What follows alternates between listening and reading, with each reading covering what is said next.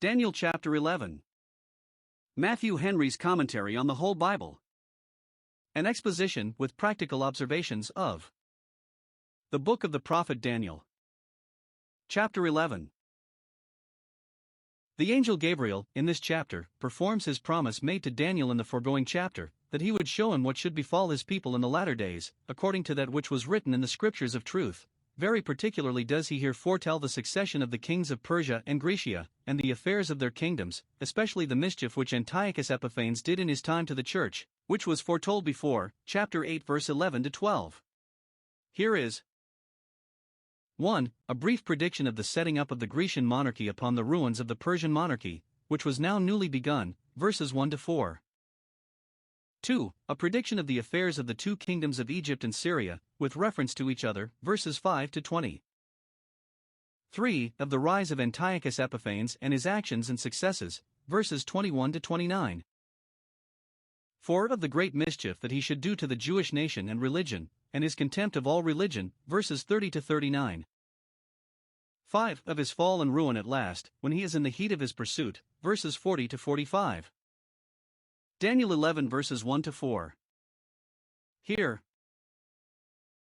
1. The angel Gabriel lets Daniel know the good service he has done to the Jewish nation, verse 1. In the first year of Darius the Mede, who destroyed Babylon and released the Jews out of that house of bondage, I stood a strength and fortress to him, that is, I was instrumental to protect him, and give him success in his ward, and, after he had conquered Babylon, to confirm him in his resolution to release the Jews which, it is likely, met with much opposition.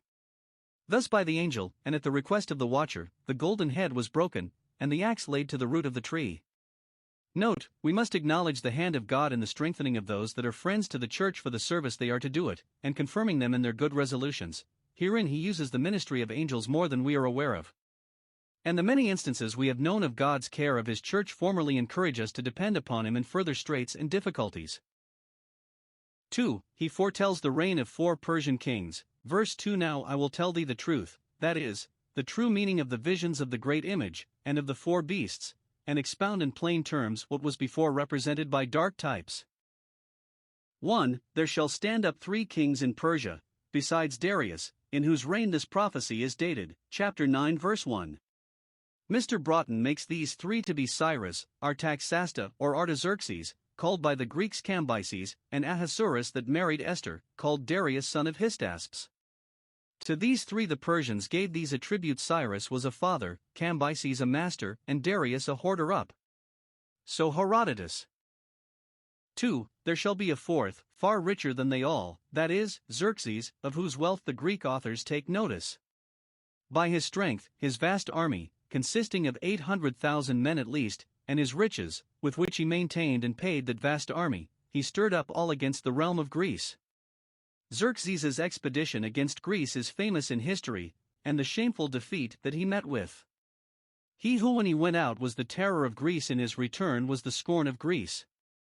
Daniel needed not to be told what disappointment he would meet with, for he was a hinderer of the building of the temple, but soon after, about 30 years after the first return from captivity, Darius, a young king, revived the building of the temple, owning the hand of God against his predecessors for hindering it, Ezra 6 verse 7.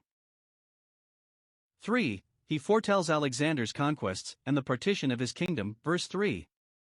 He is that mighty king that shall stand up against the kings of Persia, and he shall rule with great dominion, over many kingdoms, and with a despotic power, for he shall do according to his will, and undo likewise, which by the law of the Medes and Persians, their kings could not. When Alexander, after he had conquered Asia, would be worshipped as a god, then this was fulfilled, that he shall do according to his will. That is God's prerogative, but was his pretension. But, verse 4, his kingdom shall soon be broken, and divided into 4 parts, but not to his posterity, nor shall any of his successors reign according to his dominion, none of them shall have such large territories nor such an absolute power. His kingdom was plucked up for others besides those of his own family. Aridaeus, his brother, was made king in Macedonia. Olympias, Alexander's mother, killed him, and poisoned Alexander's 2 sons, Hercules and Alexander. Thus was his family rooted out by its own hands. See what decaying perishing things worldly pomp and possessions are, and the powers by which they are got. Never was the vanity of the world and its greatest things shown more evidently than in the story of Alexander. All is vanity and vexation of spirit. Daniel 11 verses 5 to 20. Here are foretold. 1. The rise and power of two great kingdoms out of the remains of Alexander's conquests, verse 5. 1. The kingdom of Egypt, which was made considerable by Ptolemaeus Lagus, one of Alexander's captains, whose successors were, from him, called the Lagite. He is called the king of the south, that is, Egypt, named here, verses 8, 42 and 43.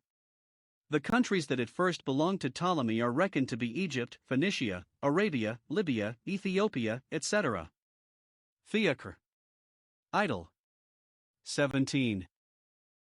2. The kingdom of Syria, which was set up by Seleucus Nicanor, or the Conqueror. He was one of Alexander's princes, and became stronger than the other, and had the greatest dominion of all, was the most powerful of all Alexander's successors. It was said that he had no fewer than 72 kingdoms under him. Both these were strong against Judah, the affairs of which are particularly eyed in this prediction. Ptolemy, soon after he gained Egypt, invaded Judea, and took Jerusalem on a Sabbath, pretending a friendly visit. Seleucus also gave disturbance to Judea. 2. The fruitless attempt to unite these two kingdoms as iron and clay in Nebuchadnezzar's image, verse 6. At the end of certain years, about 70 after Alexander's death, the Lagite and the Seleucidae shall associate, but not in sincerity.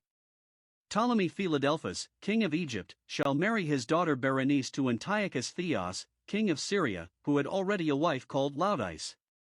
Berenice shall come to the king of the north, to make an agreement, but it shall not hold. She shall not retain the power of the arm, neither she nor her posterity shall establish themselves in the kingdom of the north, neither shall Ptolemy her father, nor Antiochus her husband, between whom there was to be a great alliance, stand, nor their arm, but she shall be given up and those that brought her, all that projected that unhappy marriage between her and Antiochus, which occasioned so much mischief, instead of producing a coalition between the northern and southern crowns, as was hoped. Antiochus divorced Berenice, took his former wife Laodice again, who soon after poisoned him, procured Berenice and her son to be murdered, and set up her own son by Antiochus to be king, who was called Seleucus Callinicus. 3. A war between the two kingdoms, verses 7 and 8. A branch from the same root with Berenice shall stand up in his estate. Ptolemaeus Euergetes, the son and successor of Ptolemaeus Philadelphus, shall come with an army against Seleucus Callinicus, king of Syria, to avenge his sister's quarrel, and shall prevail, and he shall carry away a rich booty both of persons and goods into Egypt, and shall continue more years than the king of the north. This Ptolemy reigned 46 years, and Justin says that if his own affairs had not called him home he would, in this war, have made himself master of the whole kingdom of Syria.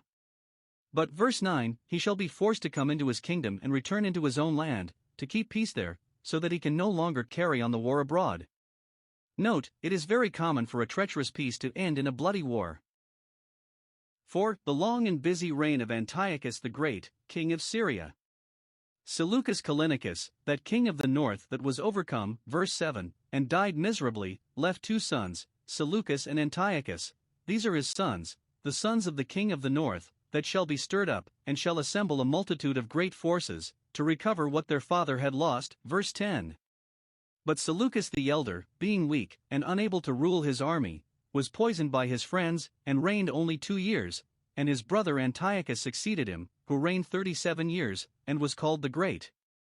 And therefore the angel, though he speaks of sons at first, goes on with the account of one only, who was but 15 years old when he began to reign, and he shall certainly come, and overflow, and overrun, and shall be restored at length to what his father lost. 1. The king of the south, in this war, shall at first have very great success. Ptolemaeus Philopator, moved with indignation at the indignities done by Antiochus the Great, shall, though otherwise a slothful prince, come forth and fight with him, and shall bring a vast army into the field of 70,000 foot, and 5,000 horse, and 73 elephants.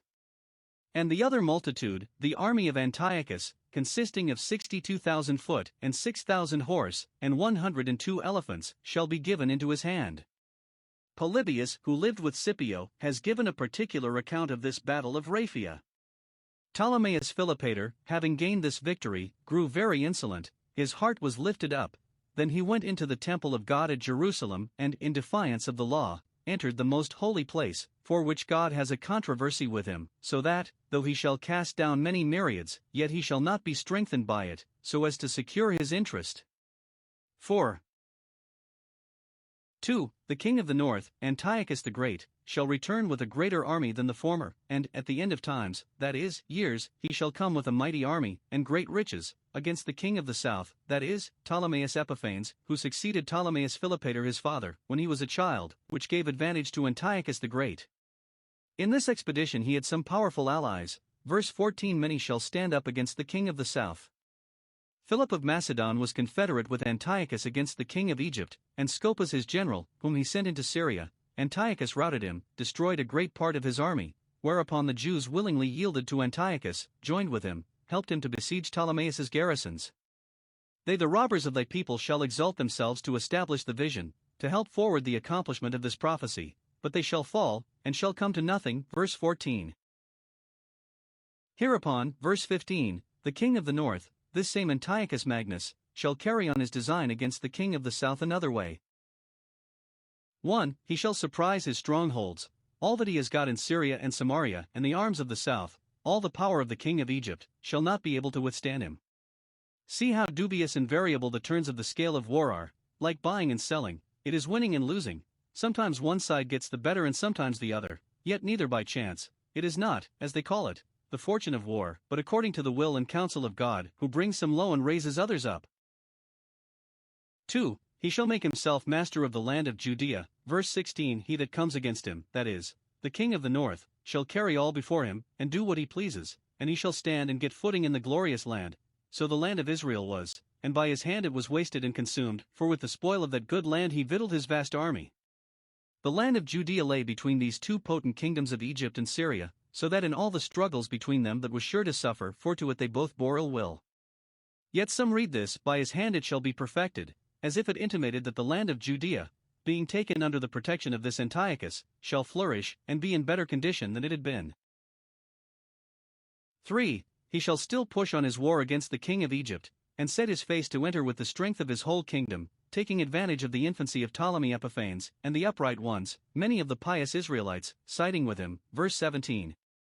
In prosecution of his design, he shall give him his daughter Cleopatra to wife, designing, as Saul in giving his daughter Cleopatra to David, that she should be a snare to him, and do him a mischief, but she shall not stand on her father's side, nor be for him, but for her husband, and so that plot failed him. For his war with the Romans is here foretold. Verse 18, he shall turn his face to the isles. Verse 18, the isles of the Gentiles, Genesis 10 verse 5, Greece and Italy. He took many of the isles about the Hellespont roads, Samos, Delos, etc., which by war or treaty he made himself master of, but a prince, or state, so some, even the Roman Senate, or a leader, even the Roman general, shall return his reproach with which he abused the Romans upon himself, or shall make his shame rest on himself, and without his own shame or any disgrace to himself, shall pay him again. This was fulfilled when the two Scipios were sent with an army against Antiochus. Hannibal was then with him, and advised him to invade Italy and waste it as he had done, but he did not take his advice, and Scipio joined battle with him, and gave him a total defeat, though Antiochus had 70,000 men and the Romans but 30,000. Thus he caused the reproach offered by him to cease. 5. His fall. When he was totally routed by the Romans, and was forced to abandon to them all he had in Europe, and had a very heavy tribute exacted from him, he turned to his own land, and, not knowing which way to raise money to pay his tribute, he plundered a temple of Jupiter, which so incensed his own subjects against him that they set upon him, and killed him. So he was overthrown, and fell, and was no more found. Verse 19. 6. His next successor. Verse 20. There rose up one in his place, a raiser of taxes, a sender forth of the extortioner, or extorter. This character was remarkably answered in Seleucus Philopator, the elder son of Antiochus the Great, who was a great oppressor of his own subjects, and exacted abundance of money from them, and, when he was told he would thereby lose his friends, he said he knew no better friend he had than money. He likewise attempted to rob the temple at Jerusalem, which this seems especially to refer to. But within a few days he shall be destroyed, neither in anger nor in battle, but poisoned by Heliodorus, one of his own servants, when he had reigned but 12 years, and done nothing remarkable. 5. From all this let us learn. 1. That God in his providence sets up one, and pulls down another, as he pleases, advances some from low beginnings and depresses others that were very high. Some have called great men the footballs of fortune, or, rather, they are the tools of providence. 2. This world is full of wars and fightings, which come from men's lusts, and make it a theater of sin and misery. 3. All the changes and revolutions of states and kingdoms, and every event, even the most minute and contingent, were plainly and perfectly foreseen by the God of heaven, and to him nothing is new. 4. No word of God shall fall to the ground, but what he has designed, what he has declared, shall infallibly come to pass, and even the sins of men shall be made to serve his purpose, and contribute to the bringing of his counsels to birth in their season, and yet God is not the author of sin. 5. That, for the right understanding of some parts of Scripture, it is necessary that heathen authors be consulted, which give light to the Scripture, and show the accomplishment of what is there foretold. We have therefore reason to bless God for the human learning with which many have done great service to divine truths. Daniel 11 verses 21 to 45. All this is a prophecy of the reign of Antiochus Epiphanes, the little horn spoken of before, chapter 8 verse 9, a sworn enemy to the Jewish religion, and a bitter persecutor of those that adhered to it. What troubles the Jews met with in the reigns of the Persian kings were not so particularly foretold to Daniel as these, because then they had living prophets with them, Haggai and Zechariah, to encourage them, but these troubles in the days of Antiochus were foretold, because, before that time, prophecy would cease, and they would find it necessary to have recourse to the written word. Some things in this prediction concerning Antiochus are alluded to in the New Testament predictions of the Antichrist, especially verses 36 and 37. And as it is usual with the prophets, when they foretell the prosperity of the Jewish church, to make use of such expressions as were applicable to the kingdom of Christ, and insensibly to slide into a prophecy of that, so, when they foretell the troubles of the church, they make use of such expressions as have a further reference to the kingdom of the Antichrist, the rise and ruin of that. Now concerning Antiochus, the angel foretells here. 1. His character, he shall be a vile person. He called himself Epiphanes the Illustrious, but his character was the reverse of his surname. The heathen writers describe him to be an odd-humored man, rude and boisterous, base and sordid. He would sometimes steal out of the court into the city, and herd with any infamous company incognito in disguise. He made himself a companion of the common sort, and of the basest strangers that came to town. He had the most unaccountable whims, so that some took him to be silly, others to be mad. Hence he was called Epimanes the madman. He is called a vile person, for he had been a long time a hostage at Rome for the fidelity of his father when the Romans had subdued him, and it was agreed that, when the other hostages were exchanged, he should continue a prisoner at large. 2. His accession to the crown. By a trick he got his elder brother's son, Demetrius, to be sent a hostage to Rome in exchange for him, contrary to the cartel, and his elder brother being made away with by Heliodorus, verse 20, he took the kingdom. The states of Syria did not give it to him, verse 21, because they knew it belonged to his elder brother's son, nor did he get it by the sword, but came in peaceably, pretending to reign for his brother's son, Demetrius, then a hostage at Rome. But with the help of Eumenes and Attalus, neighboring princes, he gained an interest in the people, and by flatteries obtained the kingdom, established himself in it, and crushed Heliodorus, who made head against him with the arms of a flood. Those that opposed him were overflown and broken before him, even the prince of the covenant, his nephew, the rightful heir, whom he pretended to covenant with that he would resign to him whenever he should return, verse 22. But verse 23, after the league made with him he shall work deceitfully, as one whose avowed maxim it is that princes ought not to be bound by their word any longer than it is for their interest. And with a small people, that at first cleave to him, he shall become strong, and, verse 24, he shall enter peaceably upon the fattest places of the kingdom of Syria, and, very unlike his predecessors, shall scatter among the people the prey, and the spoil, and riches, to insinuate himself into their affections, but, at the same time, he shall forecast his devices against the strongholds, to make himself master of them, so that his generosity shall last but for a time. When he has got the garrisons into his hands he will scatter his spoil no more, but rule by force, as those commonly do that come in by fraud. He that comes in like a fox reigns like a lion. Some understand these verses of his first expedition into Egypt, when he came not as an enemy, but as a friend and guardian to the young king Ptolemaeus Philometor, and therefore brought with him but few followers, yet those stout men and faithful to his interest, whom he placed in divers of the strongholds in Egypt, thereby making himself master of them. 3. His war with Egypt, which was his second expedition thither. This is described, verses 25 and 27. Antiochus shall stir up his power and courage against Ptolemaeus Philometor, king of Egypt. Ptolemy, thereupon, shall be stirred up to battle against him, shall come against him with a very great and mighty army, but Ptolemy, though he has such a vast army, shall not be able to stand before him, for Antiochus's army shall overthrow his, and overpower it, and great multitudes of the Egyptian army shall fall down slain. And no marvel, for the king of Egypt shall be betrayed by his own counselors, those that feed of the portion of his meat, that eat of his bread and live upon him, being bribed by Antiochus, shall forecast devices against him, and even they shall destroy him, and what fence is there against such treachery?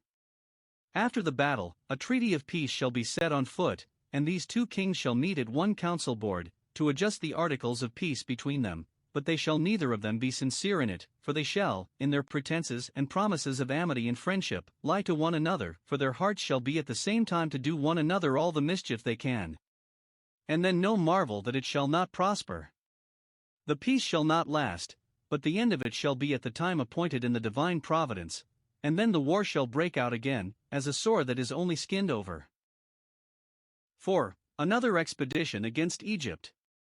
From the former he returned with great riches, verse 28, and therefore took the first occasion to invade Egypt again, at the time appointed by the divine providence, 2 years after, in the 8th year of his reign, verse 29.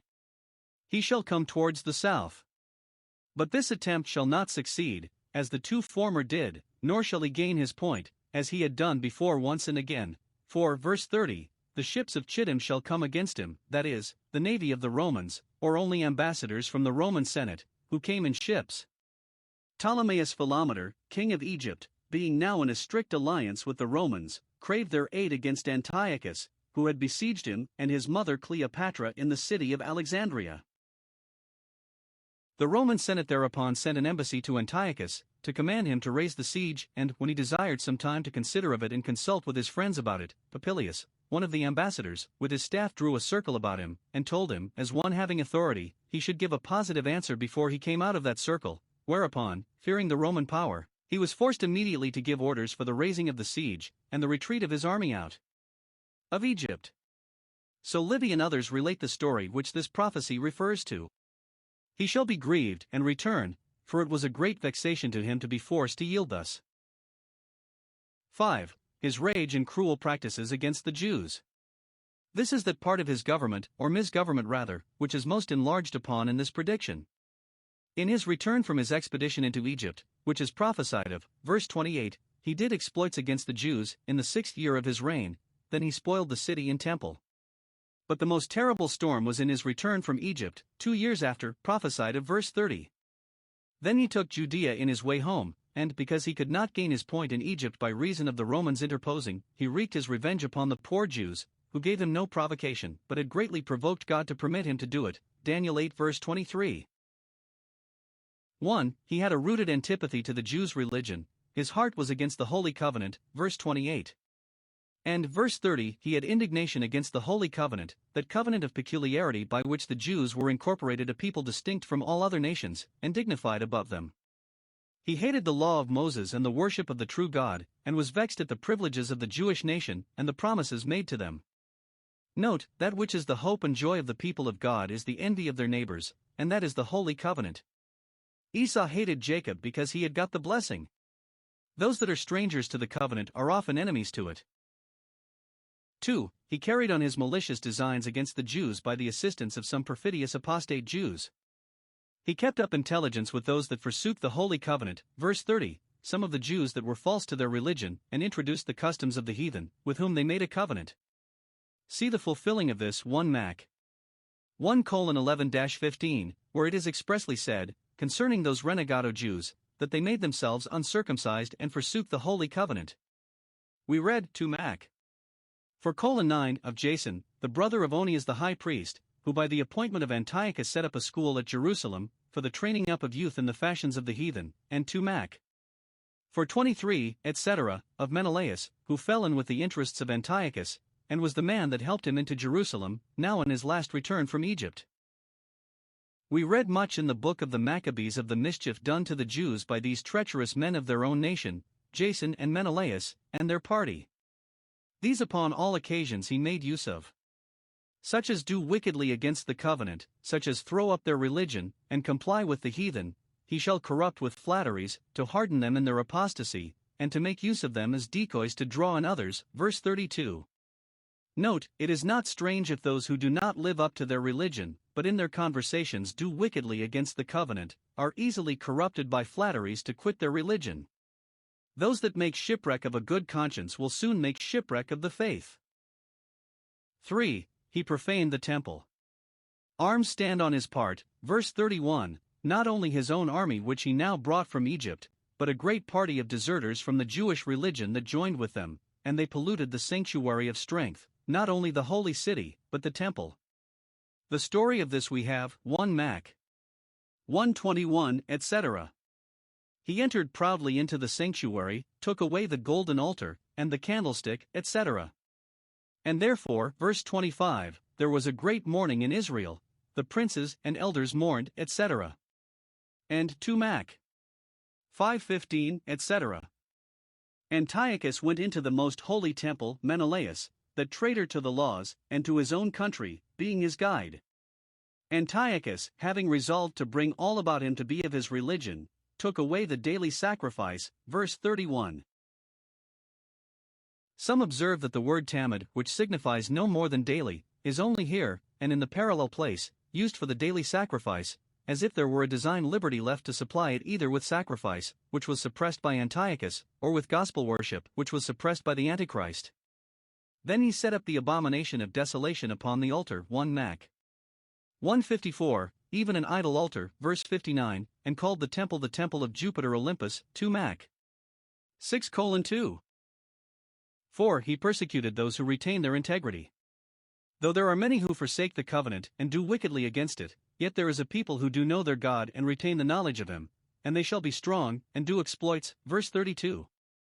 When others yield to the tyrant's demands, and surrender their consciences to his impositions, they bravely keep their ground, resist the temptation, and make the tyrant himself ashamed of his attempt upon them. Good old Eleazar, one of the principal scribes, when he had swine's flesh thrust into his mouth, did bravely spit it out again, though he knew he must be tormented to death for so doing, and was so. 2 Mac. 6:19, the mother and her 7 sons were put to death for adhering to their religion. 2 Mac. 7. This might well be called doing exploits, for to choose suffering rather than sin is a great exploit. And it was by faith, by being strong in faith, that they did those exploits, that they were tortured, not accepting deliverance, as the apostle speaks, probably with reference to that story, Hebrews 11 verse 35. Or it may refer to the military courage and achievements of Judas Maccabeus and others in opposition to Antiochus. Note, the right knowledge of God is, and will be, the strength of the soul, and, in the strength of that, gracious souls do exploits. Those that know his name will put their trust in him, and by that trust will do great things. Now, concerning this people that knew their God, we are here told. 1. That they shall instruct many. Verse 33. They shall make it their business to show others what they have learned themselves of the difference between truth and falsehood, good and evil. Note, those that have the knowledge of God themselves should communicate their knowledge to those about them, and this spiritual charity must be extensive. They must instruct many. Some understand this of a society newly erected for the propagating of divine knowledge, called Ascidians, godly men, pietists, so the name signifies, that were both knowing and zealous in the law. These instructed many. Note, in times of persecution and apostasy, which are trying times, those that have knowledge ought to make use of it for the strengthening and establishing of others. Those that understand aright themselves ought to do what they can to bring others to understand, for knowledge is a talent that must be traded with. Or, they shall instruct many by their perseverance in their duty, and their patient suffering for it. Good examples instruct many, and with many are the most powerful instructions. 2. They shall fall by the cruelty of Antiochus, shall be put to the torture, and put to death by his rage. Though they are so excellent and intelligent themselves, and so useful and serviceable to others, yet Antiochus shall show them no mercy, but they shall fall for some days, so it may be read, Revelation 2 verse 10, thou shalt have tribulation 10 days. We read much in the books of the Maccabees of Antiochus's barbarous usage of the pious Jews, how many he slew in wars and how many he murdered in cold blood. Women were put to death for having their children circumcised, and their infants were hanged about their necks. 1 Mac. 1 hours 60 minutes, 61. But why did God suffer this? How can this be reconciled with the justice and goodness of God? I answer, very well, if we consider what it was that God aimed at in this. Verse 35, some of those of understanding shall fall, but it shall be for the good of the church and for their own spiritual benefit. It shall be to try them, and to purge, and to make them white. They needed these afflictions themselves.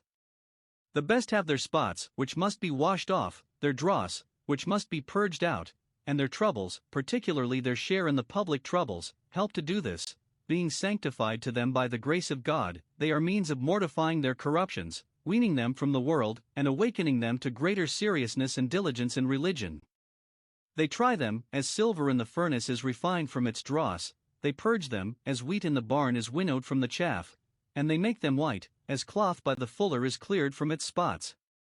See 1 Peter 1 verse 7. Their sufferings for righteousness' sake would try and purge the nation of the Jews, would convince them of the truth, excellency, and power of that holy religion which these understanding men died for their adherence to. The blood of the martyrs is the seed of the church, it is precious blood, and not a drop of it should be shed but upon such a valuable consideration. 3. The cause of religion, though it be thus run upon, shall not be run down. When they shall fall they shall not be utterly cast down, but they shall be holpen with a little help. Verse 34.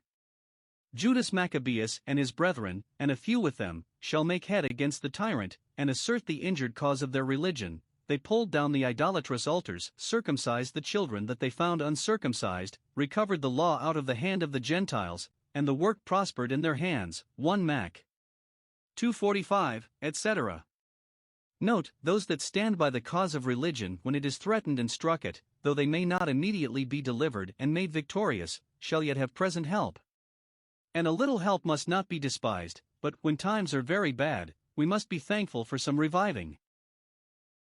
It is likewise foretold that many shall cleave to them with flatteries.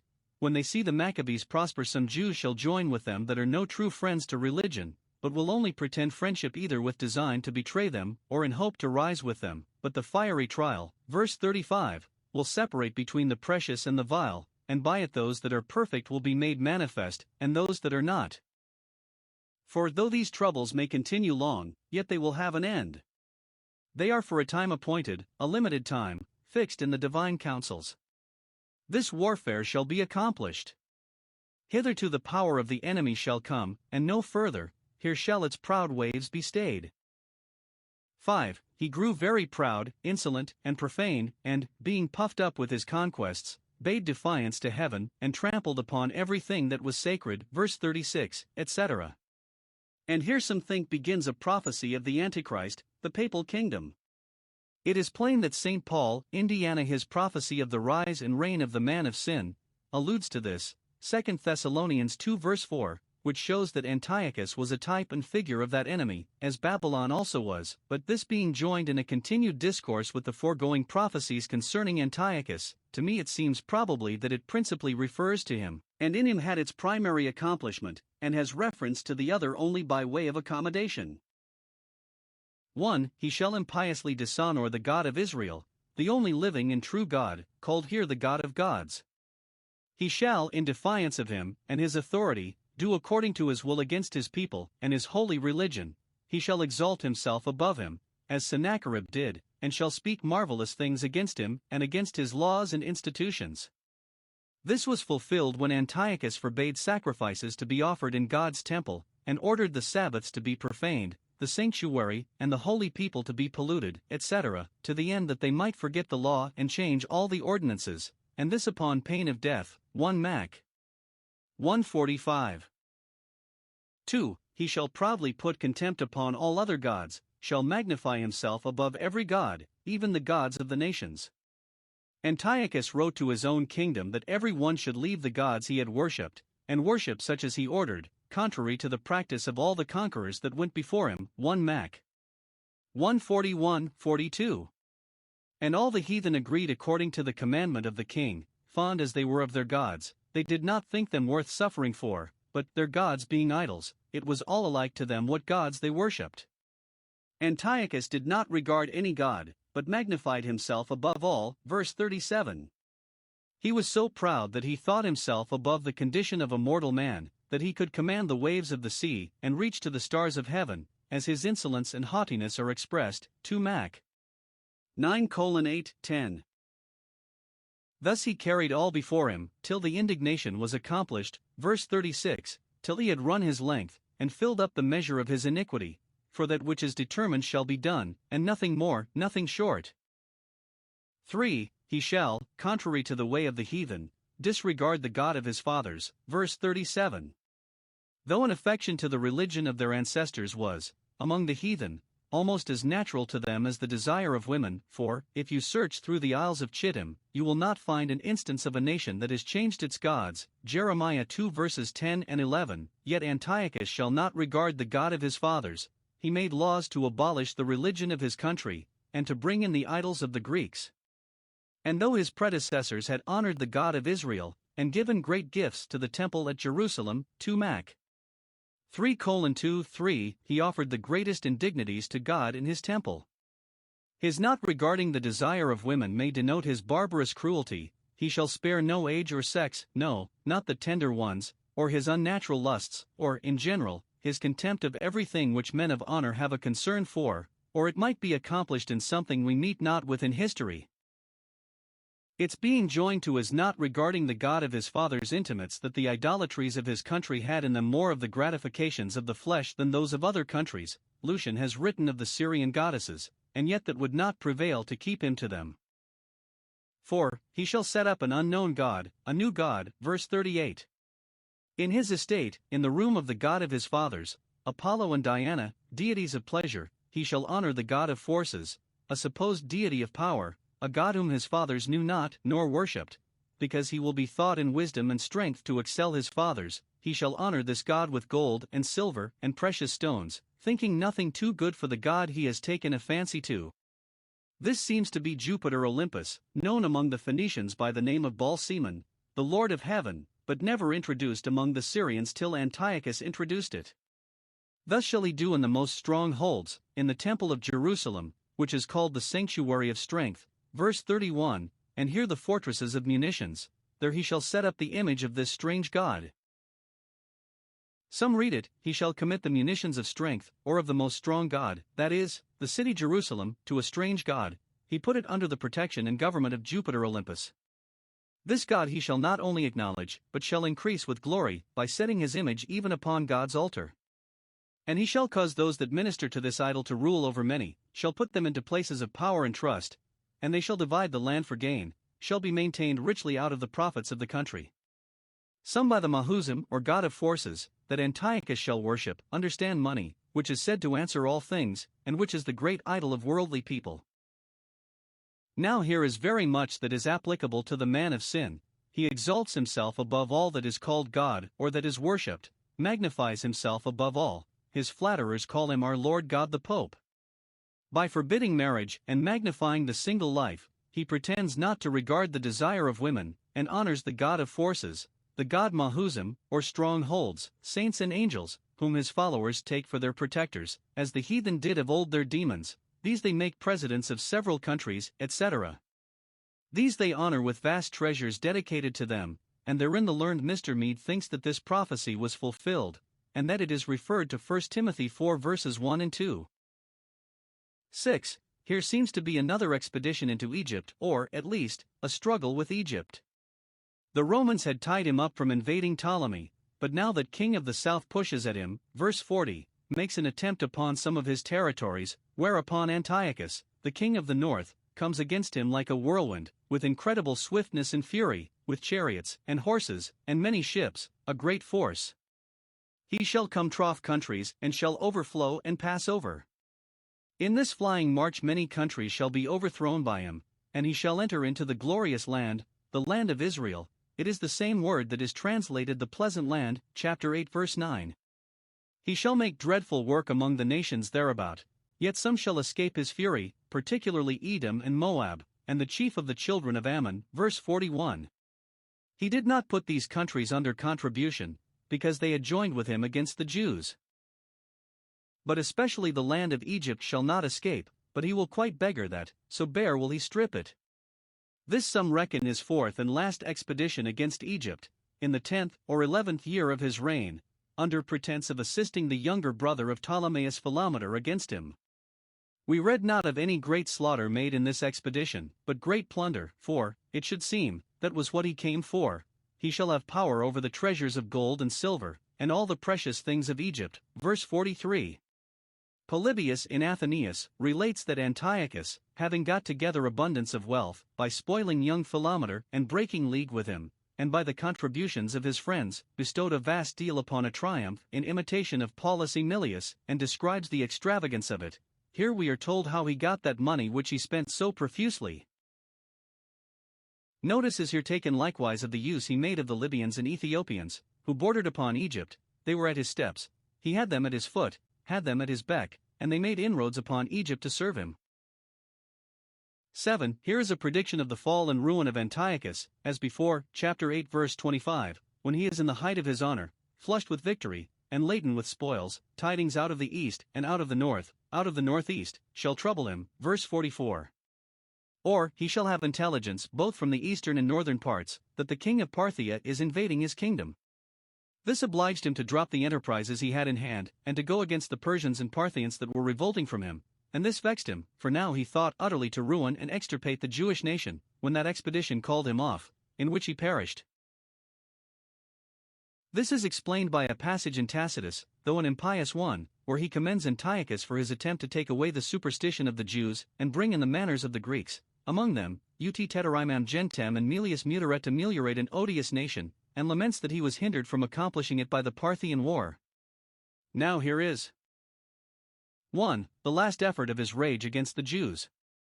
When he finds himself perplexed and embarrassed in his affairs, he shall go forth with great fury to destroy and utterly to make away many. Verse 44. The story of this we have 1 Mac. 3:27, etc. What a rage Antiochus was in when he heard of the successes of Judas Maccabeus, and the orders he gave to Lysias to destroy Jerusalem. Then he planted the tabernacles of his palace, or tents of his court, between the seas, between the Great Sea and the Dead Sea. He set up his royal pavilion at Emmaus near Jerusalem, in token that, though he could not be present himself, yet he gave full power to his captains to prosecute the war against the Jews with the utmost rigor. He placed his tent there, as if he had taken possession of the glorious holy mountain, and called it his own. Note, when impiety grows very impudent we may see its ruin near. 2. His exit. He shall come to his end and none shall help him. God shall cut him off in the midst of his days and none shall be able to prevent his fall. This is the same with that which was foretold chapter 8 verse 25, he shall be broken without hand, where we took a view of his miserable end. Note, when God's time shall come to bring proud oppressors to their end none shall be able to help them, nor perhaps inclined to help them, for those that covet to be feared by all when they are in their grandeur, when they come to be in distress will find themselves loved by none. None will lend them so much as a hand or a prayer to help them, and, if the Lord do not help, who shall? Of the kings that came after Antiochus nothing is here prophesied, for that was the most malicious mischievous enemy to the church, that was a type of the son of perdition, whom the Lord shall consume with the breath of his mouth and destroy with the brightness of his coming, and none shall help him.